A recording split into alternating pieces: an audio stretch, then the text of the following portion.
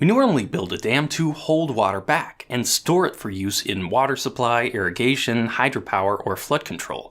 But sometimes we have to let some water go. Whether we need it downstream, or the impounded water behind the dam is simply too full to store anymore, nearly every dam needs a spillway to safely discharge water. Hey, I'm Grady, and this is Practical Engineering. On today's episode, we're talking about spillways.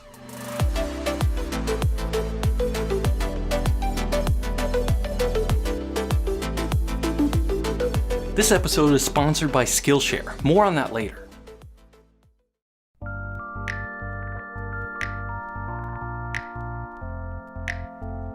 To understand spillways, we first have to understand hydrology. More specifically, we have to understand the tremendous variability in inflows that can affect dams and reservoirs.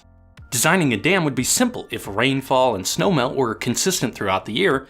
In fact, most dams wouldn't even be necessary, since hydrologic variability is the reason why most dams exist in the first place, to provide storage of water and smooth out the ebbs and spikes of inflows to protect us from flooding or so that the water can be used to meet our needs throughout the year. But those spikes in inflow can be enormous. It's not unusual for a watershed to generate the majority of its entire annual volume of water in a single storm event. Those inflows can reach a reservoir with very little warning, so dams need to always be ready to handle major storm events. As far as infrastructure goes, dams are fairly risky. Depending on the size of the structure and what's downstream, the failure of a dam can be catastrophic. In fact, some of the worst human-caused disasters in history have been failures of dams. For this reason, they're often required to withstand the biggest storm that we could possibly conceive, called the probable maximum flood. It's too expensive to build a dam so tall that it can store the entirety of this flood. On the other hand, we can't just let the flood overtop the dam, because flowing water can damage and destroy the structure. So in most cases, dams are designed with at least one spillway, a structure that can safely discharge floodwaters without causing injury or deterioration to the dam. The water stored behind a dam is called its reservoir, and the term spillway is usually reserved for a structure that releases excess inflows when the reservoir is already full. For example, a big flood or heavy snowmelt.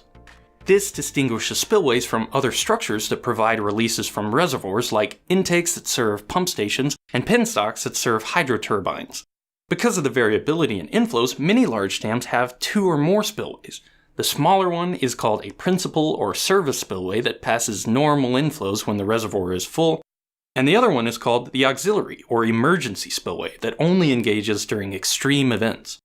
Depending on the design, the auxiliary spillway may only flow for a few scary moments in a dam's entire lifetime. Because of that, they can be as simple as an excavated channel cut around the dam. It might not last very long, but it can protect the dam from failure in an extreme situation and be repaired afterwards. No matter how often it flows, a spillway has three main jobs, and there is a wide variety of structures that can accomplish these objectives. But I think if you're going to demonstrate a spillway on the internet, there's only one obvious choice for the model: the morning glory.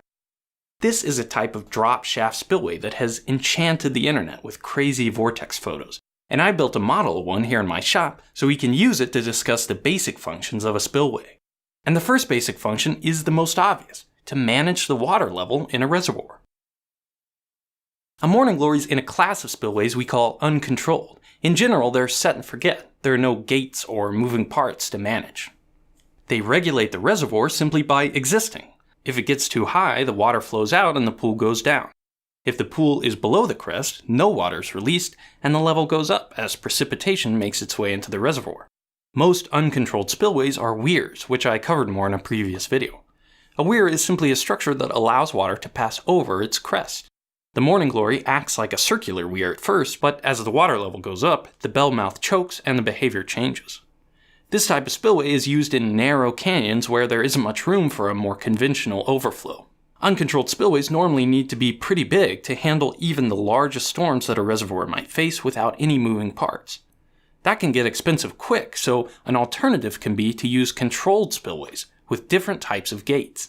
The gates add complexity to a spillway, but they can also reduce its cost by providing flexibility in discharge capacity, allowing for a smaller overall structure. The gates can be operated to match the size of any storm event, even if the spillway is relatively small. The next job of a spillway is to safely convey flow to the downstream side of a dam. In most spillways, including my model, water has to make its way from the top of the reservoir to a natural watercourse downstream of the dam. That's often a big drop in elevation, which means the water can pick up a lot of speed. This high velocity flow can cause major damage, so we need some way to contain it safely. Sometimes it's a pipe or a conduit, like in my model drop shaft spillway, and for open channel spillways, it's called a chute. A chute also needs training walls on the sides to keep the flow contained.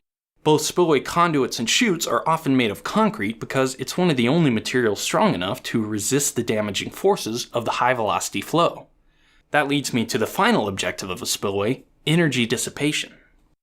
I mentioned that all the water moving so quickly can cause serious erosion downstream of a dam. If not controlled, this erosion can progress upstream, eventually leading to failure of the dam.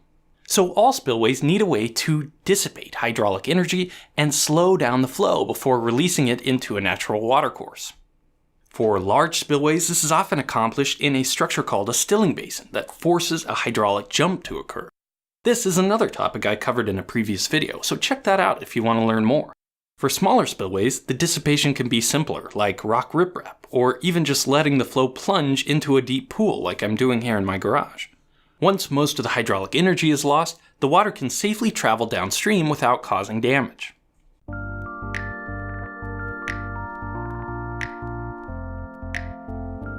Like most of my videos, I'm just scratching the surface of a gigantic topic. The spillway is a critical part of any dam and often the most complex component.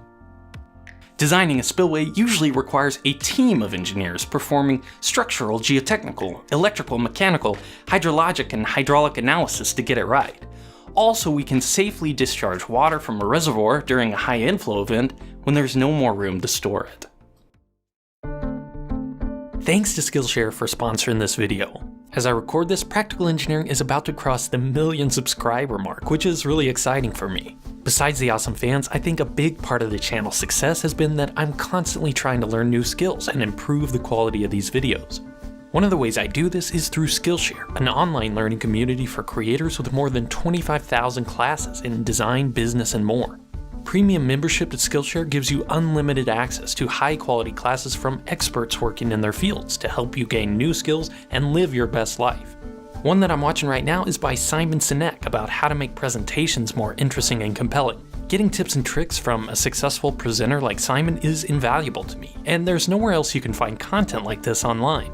If you're trying to learn a new skill or improve on an existing one, cut through the clutter of online tutorials and click on the link in the description below to start learning with Skillshare.